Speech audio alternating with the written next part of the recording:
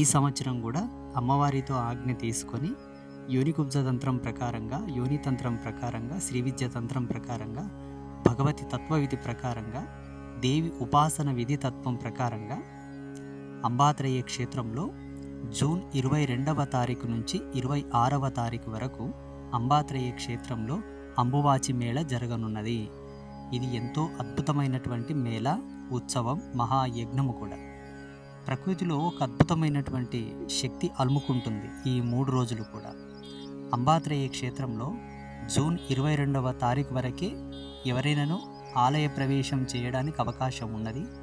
22వ తారీఖు నుంచి 26వ తారీఖు వరకు ఎవరు కూడా ఆలయం లోపలికి ప్రవేశం ఉండదు.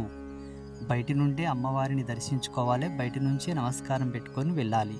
రుద్రశూలాన్ని తాకడం కానీ, ఆలయం లోపలికి వెళ్ళి అమ్మవారిని దర్శించుకునే అవకాశం ఎవరికి ఉండదు. ఎందుకంటే యోని దీప